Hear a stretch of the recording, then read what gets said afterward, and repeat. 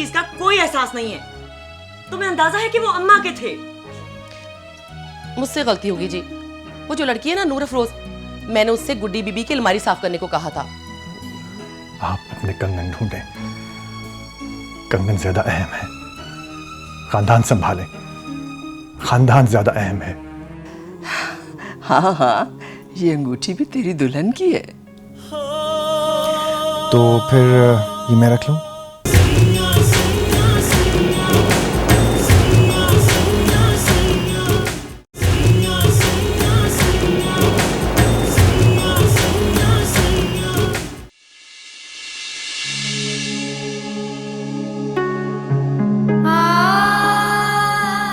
मुझे क्यों नहीं बताया? मोहब्बत ने होठ सी ली है। मुझसे क्यों नहीं पूछा? मैं पहले क्यों नहीं बताया? हम सवाल करने वाले लोगों में से नहीं है सरकार। हम तो जवाब दे। नहीं मलका, मैदान मोहब्बत में दोनों फरीक एक जैसा रुतबा रखते हैं। उनमें कोई छोटा बड़ा नहीं होता। शायद मेरी सफाई देने से दिल का बोझ हल्का हो जाए। हकीकतों के कैसे तर्जुमे, कैसी तशरीह, ये तो खुद ब खुद समझ में आ जाती है। और हकीकत ये है कि मैं हूं और आप हैं।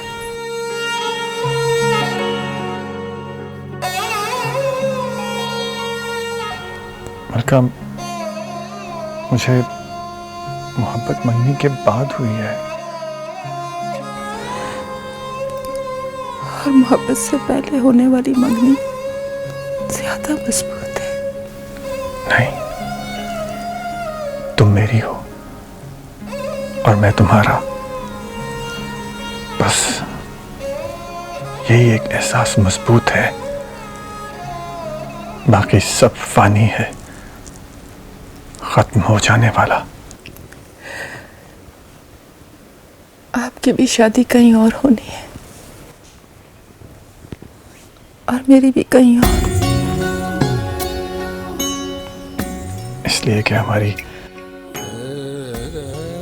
मंगनी कहीं और हो चुकी है।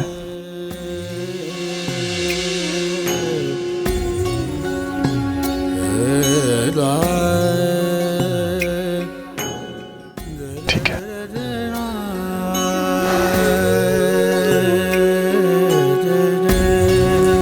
तो फिर हम भी एक मंगनी करते हैं।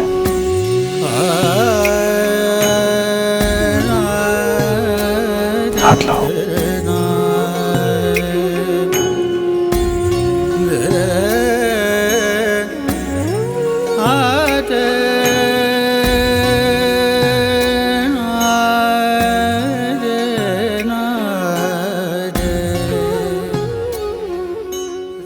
पनी सरे ग सरे पा मा ग रे ग मा प धा मा। ये मंगनी क्या सिर्फ मैंने ही किया है? तुम नहीं करोगी? मेरे पास आपको पहनाने के लिए कुछ भी नहीं है सरकार। पनी सरे ग सरे पा रे ग रे ग प धा मा ग।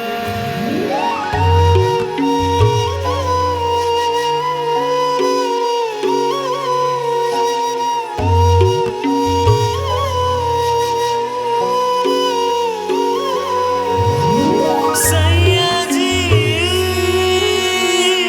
सैया जी।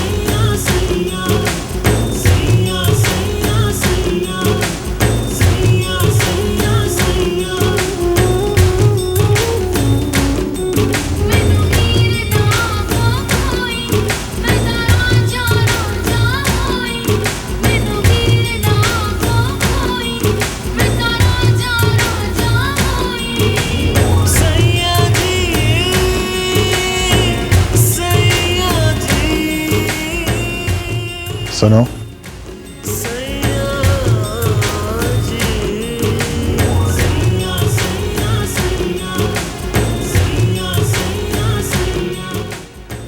जी छोटे सरकार।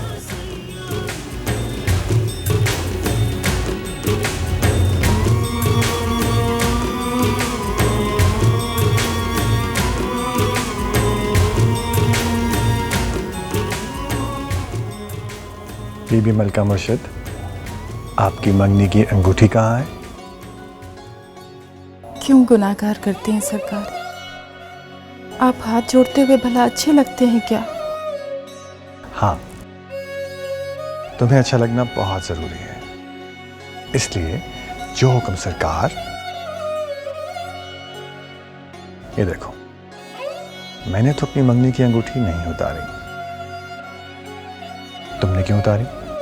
जान निकाल लेते लकी महल वाले, खानदानी अंगूठी मेरी उंगली में देख के, इसलिए छुपा दी। तो जान हमारे रिश्ते से ज्यादा अजीज है। इसका मतलब है कि मैं जीत गया। देखो, मैंने अपनी अंगूठी नहीं उतारी, यानी मुझे जान हमारे रिश्ते से ज्यादा अजीज नहीं है।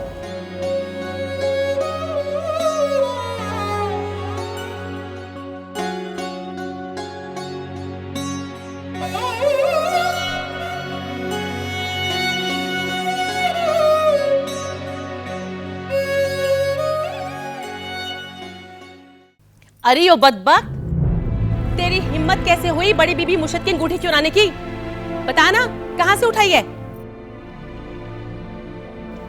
अरे चुरा ली, ये बात तो समझ में आती है, बेशर्मों की तरह पहन के घूम भी रही है, ये बात समझ में नहीं आ रही। इसने समझा होगा पुरानी है को पहचानेगा नहीं, और ये हमारी आंखों में धूल छोकर उड़न छू हो जाएगी।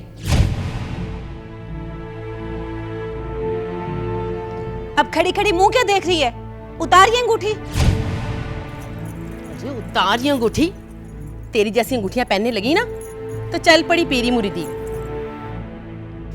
देखो जरा इसे, कमबख्त ने पहनी भी तो मंगनी की अंगूठी पहनने वाली उंगली में।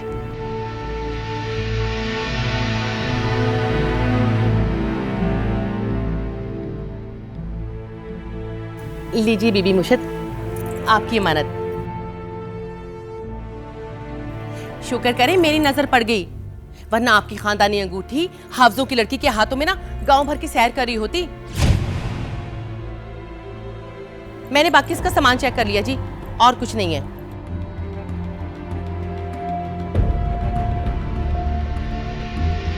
बाकी सारा जेवर चाहे आप खुद पहनाइएगा, लेकिन ये मैं खुद उसे पहनाऊंगा। और क्या क्या उठाया है और कहाँ छुपाया है? सच सच बताओ, वरना मेरा हाथ उठ जाएगा। बुलाती हूं तुम्हारे बाप को और बताती हूं उसे सारे करतूत तुम्हारे। बोलो बोलो, ये इश्तहारी मुजरिमों की तरह होंठों को सीके क्यों खड़ी हो? और बहू, बस रहने दो। काली, जी बीबी। फौरन जाओ और हाफिज फजलुद्दीन को जाके कहो कि आके अपनी बेटी को ले जाए, और इससे मजीद कोई सवाल मत पूछो।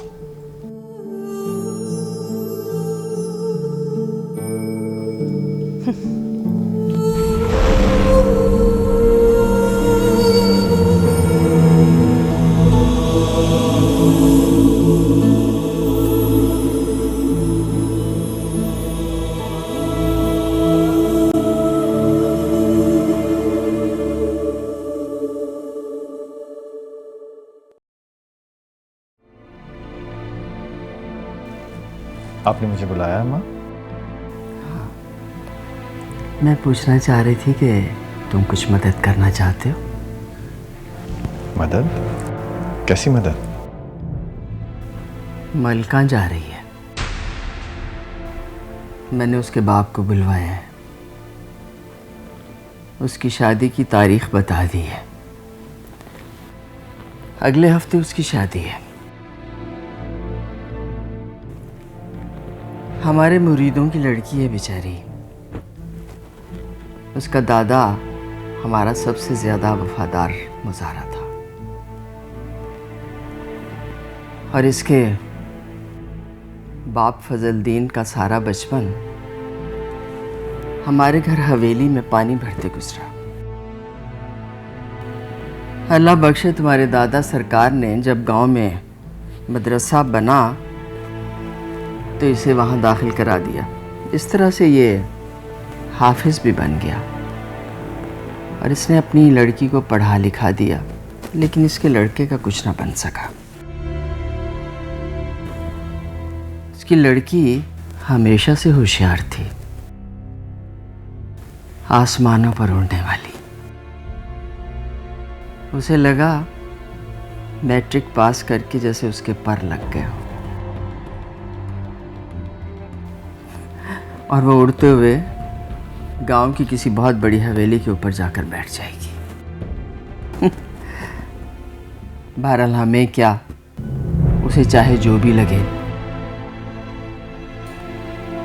मेरे लखी महल में तो वो मेरी खिदमत गुजार बनकर आई थी ना, तो मैंने सोचा कि बख्शिश के तौर पर ये कुछ कपड़े और सोने के जेवरात दे दूं। अगर तुमने भी कुछ देना दिलाना हो तो अभी दे दो, फिर पता नहीं उसका इस हवेली में आना होता भी है या नहीं। और हाँ, गलती से हमारी खानदानी अंगूठी जो उसके हाथ लग गई थी वो मैंने संभाल कर रख ली है। बख्शुभान, तुमसे अपनी खानदानी निशानी संभाली नहीं गई।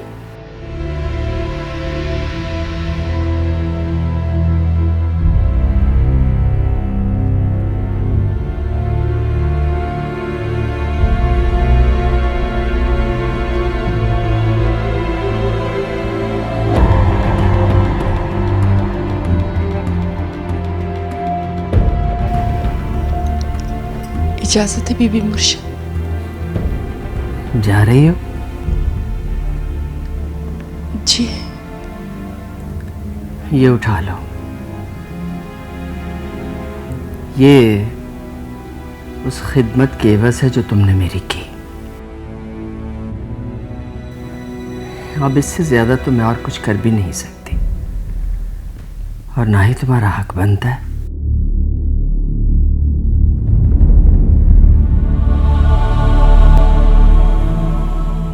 उठा लो।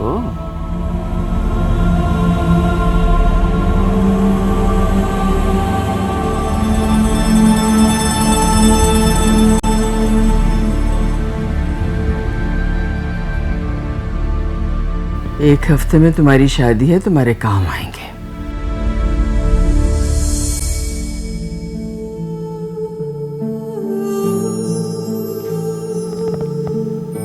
क्या नाम है तुम्हारे मंगेतर का? शेर मोहम्मद। अच्छी घर वाली बनना, पढ़ी लिखी लड़कियों की तरह मेम बनकर न जाना उस गरीब के घर। ऐसा ना हो ऊंचे ख्वाबों की वजह से तुम्हारी आंखों के साथ साथ तुम्हारे नसीब भी फूट जाए। अब जाओ, जल्दी बुलवाऊंगी तुम्हें पीर बख्त सुबहान की शादी पर।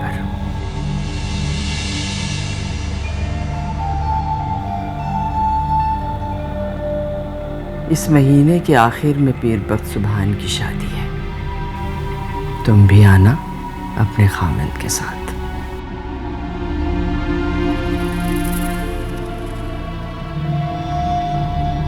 और हाँ, मैंने तुम्हें माफ किया उस गलती पर जो तुमने हमारी खानदानी अंगूठी पहनकर की थी।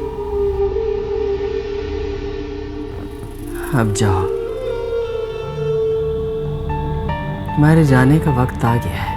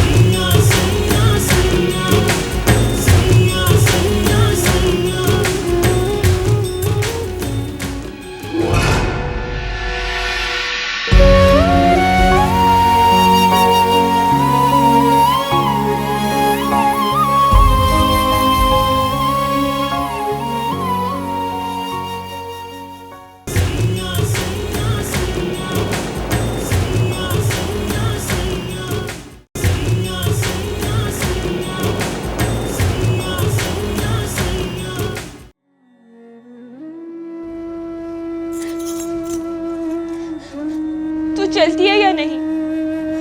अगर नहीं तो मुझे अपने घर भिजवा। मैं क्यों यहाँ जलील होने के लिए बैठूं? कहा ना, अब यही हमारा घर है। कौन सा मेरे बाप का घर है जो मैं जलील होके भी यहाँ पड़ी रहूं? जो भी है, जैसा भी है, पोच बनूं या बेटी, जाऊंगी अपने मामू के घर। मैंने आंख खोलते सिर्फ अपने मामू को देखा।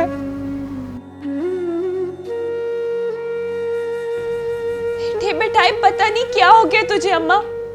अच्छे भले से कौन से थे अपने घर, क्यों जलील कराने के लिए मुझे यहाँ ले आई है?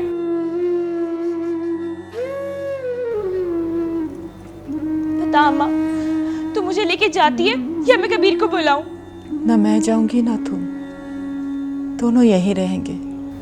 कह दिया ना, मुझे यहाँ नहीं रहना। मैं भी कबीर को फोन करती हूँ। चुप कर जा, खबरदार जो कुछ बोली तो।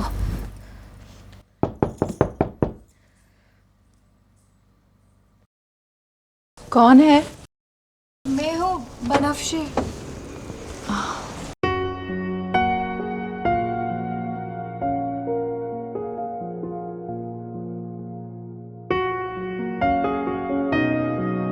तुम्हें मनाने आई थी।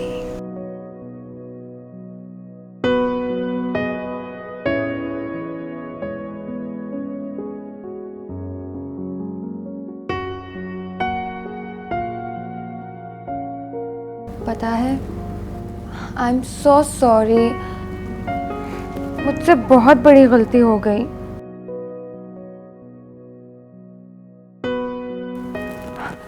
मैं अपनी तरफ से भी माफ़ी मांगती हूँ, अम्मा की तरफ से, बाबा की तरफ से और अम्मा काली की तरफ से भी माफ़ी मांगती हूँ। प्लीज़ नूर अफरोज़, मुझे माफ़ कर दो। मैं वादा करती हूँ नूर अफरोज़, आज के बाद ऐसा कभी नहीं होगा दोबारा। प्लीज़ नूर अफरोज़, मुझे माफ़ कर दो। अच्छा, माफ़ किया। अच्छा, तो चलो मेरे कमरे में वापस। मैं अपने घर वापस जा रही हूँ। अभी तो कहा था कि माफ़ कर दिया। हाँ कर दिया, मगर अब अपने घर वापस जा रही हूँ। मलका मासी, आपकी दुश्मनी खत्म हो गई? हमारी कोई दुश्मनी नहीं है। नहीं गुडी बीबी, ये ना समझ है, इसे नहीं पता। अभी थोड़ी तपी है ना, चल मान जाना। गुडी बीबी खुद मनाने आई है, तुझे और क्या चाहिए? अभी तो मैंने माफ़ी भी मांग ली है, फिर भी मेरे साथ नहीं जा रही। पता है, मैं यहाँ सबसे छुप के आई हूँ, सिर्फ और सिर्फ इसे मनाने के लिए। अगर बाबा को पता चल गया ना तो बहुत गुस्सा होंगे। प्लीज़ इसे कहें ना मेरे साथ चले। नूरा अफरोज, गुडी बीबी खुद मनाने आई है और तू है कि नखरे दिखा रही। चल उठ, गुडी बीबी के साथ जा। कह दिया ना, नहीं जाना। अच्छा छोड़ो ना गुस्सा नूर अफरोज। तुम्हें पता है मैंने रणबीर कपूर की नई मूवी मंगवाई है, साथ मिलके देखते हैं। पॉपकॉर्न भी है। तुमने कहा था कि तुम मुझे नेल पेंट लगाओगी, तुम एक काम करना, मुझे लगाने के बाद खुद भी लगा लेना।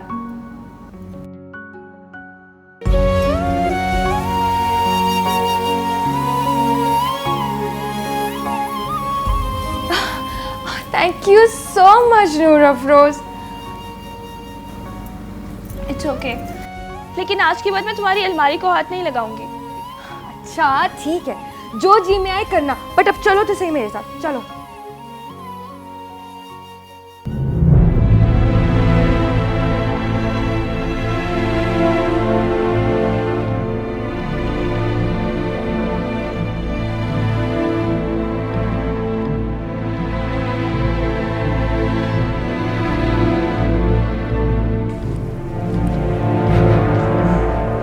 आप यहाँ बैठे हैं साईं?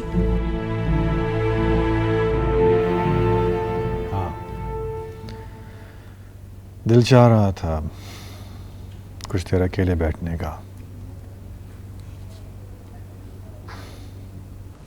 मुझसे अभी तक नाराज हैं?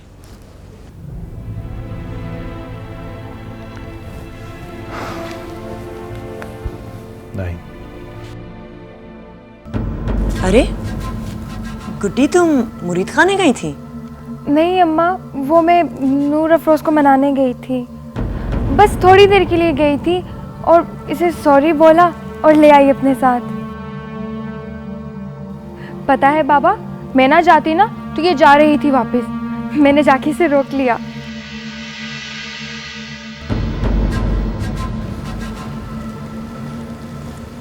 मेरी प्यारी गुड्डी,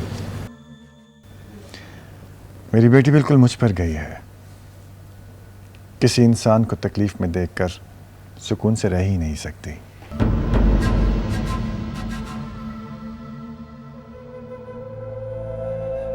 बेटा, मैं तुम्हें इल्जाम से नहीं बचा सका, इसके लिए मुझे माफ कर देना। बस कभी कभी इंसान बेबस हो जाता है, अपनी ही छत के नीचे ज्यादती होते हुए देखता है, लेकिन कुछ नहीं कर सकता।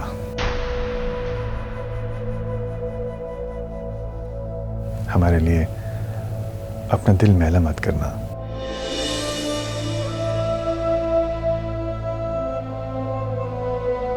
जाओ, दोनों ऊपर जाओ।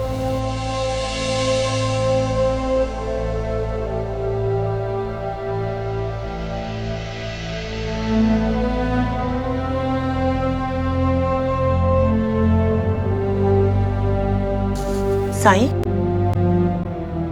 खाना तो खा लेते। अभी भूख नहीं है।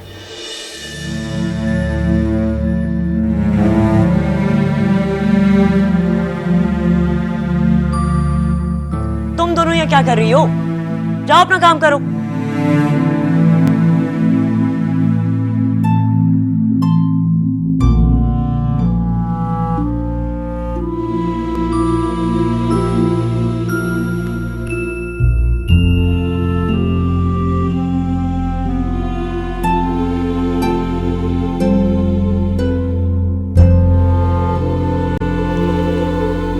बड़े सरकार आपसे नाराज हैं बीबी मुर्शद? जाने क्या टोना किया है सरकार पर।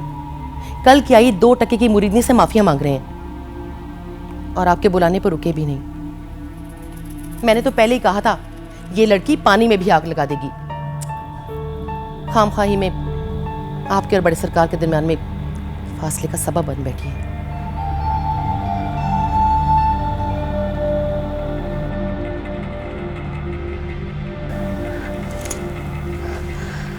अम्मा कहती हैं अब हम यहीं रहेंगे, यही हमारा घर है। अम्मा को यहाँ बीबी मुर्शिद के कमरे की सफाई पे रख लिया और मुझे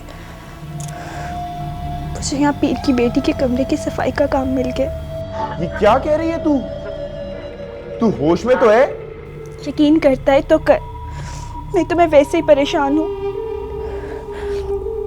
सबके सामने तो बात कर नहीं सकती, जो बात थी तुझे बता दी और मामू को भी पता है। क्या क्या पता है? यही कि हम अब इस घर में नौकर हैं। हाँ तो क्यों नौकर बने हो तुम लोग? किसने कहा था? और ये फुप्पी का दिमाग तो खराब नहीं हो गया? अपना घर होते हुए जाकर उन पीरों की गुलामी करेगी। ये सब तेरी वजह से हुआ कबीर। ना तू शादी की फरमाइश करता और ना अम्मा यहाँ आती।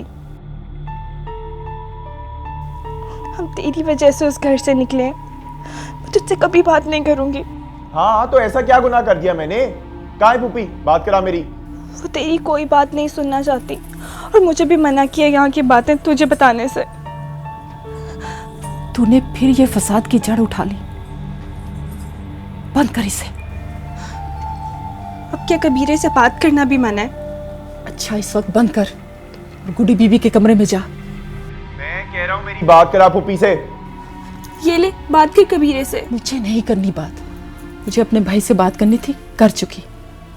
बंद कर फोन और गुडी बीबी के कमरे में दूध रखा। करती है फोन बंद या फिर से छीन लूं?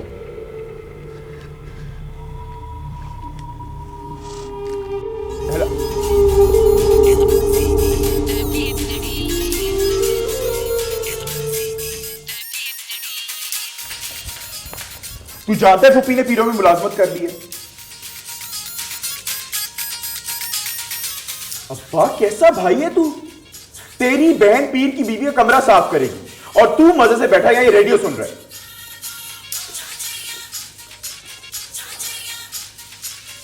उसने उस घर की गुलामी खुद चुनी। तो तू चल ना उसे लेने। वो कहेगी मैं कुएं में कूदूंगी तो तू कूदने देगा? कुएं में तो वो उसी दिन ही कूद गई थी जिस दिन उसकी शादी हुई थी। अब इस वक्त उसकी शादी का तस्करा कहां से आ गया? अभी की सोच, अभी कुछ कर। मैं तो कहता हूं मैं जाके टैक्सी लेके आता हूं, चलते हैं बख्ता वाला, जाके उन्हें लेके आते हैं यहां। वैसे ही तेरी मनमानियों ने उसे घर से बाहर निकाल दिया था। अब बात ज्यादा ना बिगाड़। अरे वो एक बार फिर अपना नसीब आजमाना चाहती है तो आजमा लेने दे उसे। धक्के खा के घूम फिर के आ जाएगी वो वापस इसी चार दीवारी। ये कैसी जिद है बाबा? फुप्पी किसी घर मुलाजमत करेगी, नूर अफरोज नौकरी करेगी। जिद मेरी नहीं उसकी है, तो उसे कर लेने दे पूरी। आ जाएगी। तब तक तू उसे तंग मत कर। अब्बा नूर अफरोज रो रही थी, वो वहां नहीं रहना चाहती। कुछ कर अब्बा। क्या करूं? पराई बच्ची पे कैसा बस। अब्बा तू मुझे एक बार फुप्पी के पास लेके तो जा, मैं खुद ही मना लूंगा उसे। बस कह दिया ना, नहीं तो नहीं जाएंगे हम,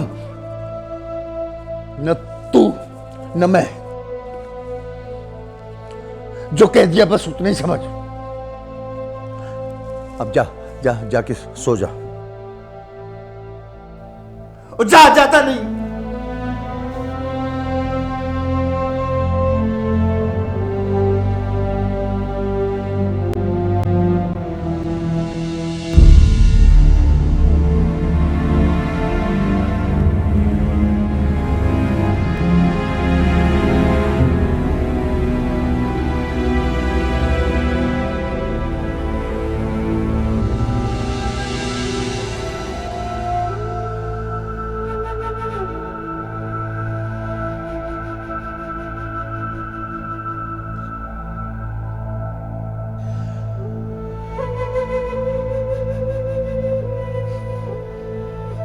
गुड्डी ने खाना खा लिया?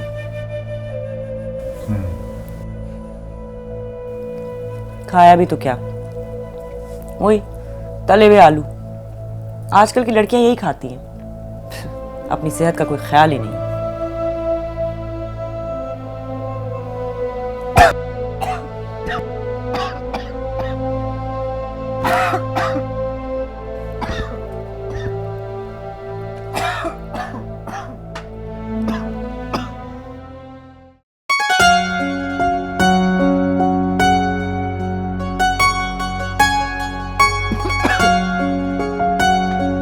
शुक्र है मलका तुम आ गई,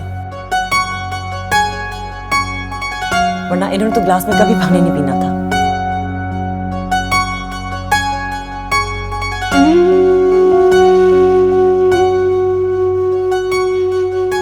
बेहतर। अब सुनो मलका। जी बीबी मुर्शिद। वो तुम्हारी बेटी क्या अभी तक नाराज है? नहीं बीबी मुर्शिद, बिल्कुल नहीं, बस थोड़ी सी घबरा गई थी।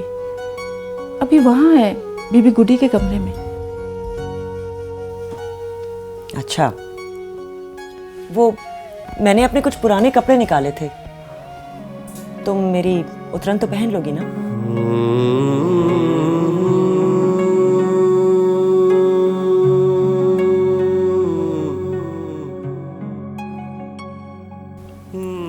ना बेबी मुर्शिद, आपकी उतरन, आपकी जूठन हमारे लिए कब से ऐब हो गई।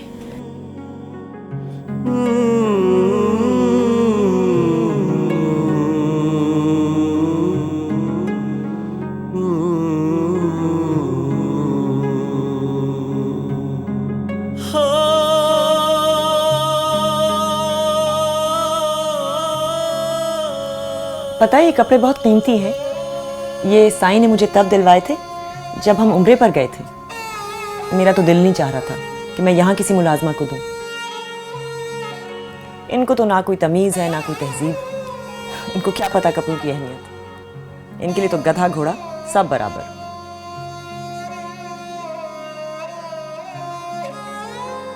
और वैसे भी जब से तुम आई हो मैंने तुम्हें 2 ही जोड़ों में देखा है। सच पूछो तो तुम्हारी इस बेकदरी पर मुझे बहुत अफसोस होता है। तुम इतनी अच्छी हो,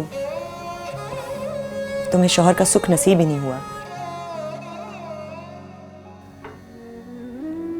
तुम साईं से कहो ना, तुम्हारे शौहर को ढूंढवा देंगे। जरूरी तो नहीं ढूंढने से मिल भी जाए, मैं आपके कदमों में ही ठीक हूँ। ये तुम्हारा अपना ही घर है, जब तक चाहो रहो।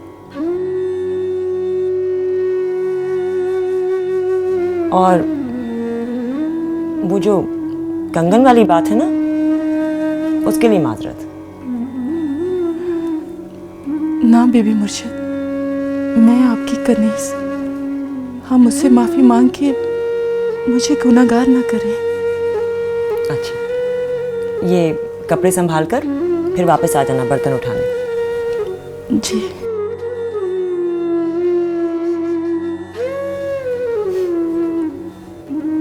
अब तो शिकायत खत्म हो गई ना मुझसे? मैं भी आपके और आपकी बेटी की तरह हूँ, किसी को दुख पहुंचा के सुकून से नहीं बैठ सकती। मैं ये नहीं चाहता कि तुम किसी से माजरत करो। मैं बस ये चाहता हूं कि किसी की माजरत तुम्हारी तरफ निकलती ही ना हो। आज से पहले ऐसा ही था। साईं, वो हमारे खानदानी कंगन थे। कोई खानदानी कंगन किसी की इज्जत नफ्स से ज्यादा कीमती नहीं हो सकते।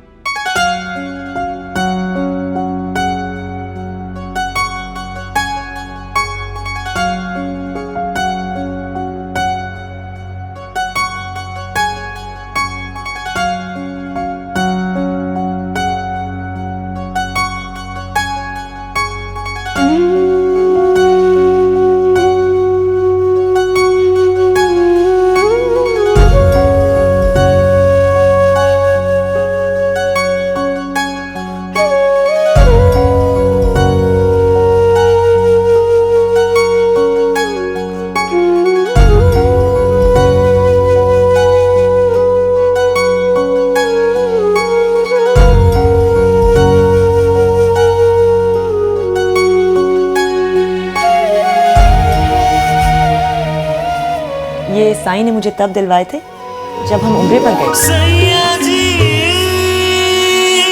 सैया जी।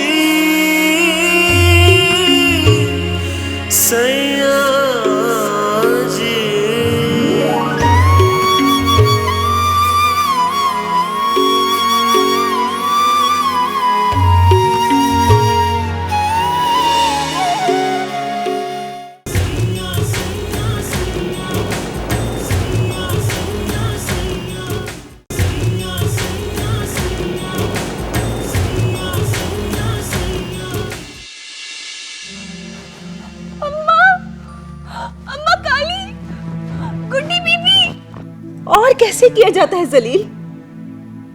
कभी गांव वालों की वजह से आप जलील करते हैं, तो कभी इस घर में आने की वजह से कोई ना कोई बात बन जाती है। आपके अब्बा जी सिर्फ आपके लिए जान निकालेंगे उनकी? कि मुंह दिखाई में मुझे अपने शौहर से खानदानी अंगूठी नहीं, सिर्फ उसकी उदासी मिली है।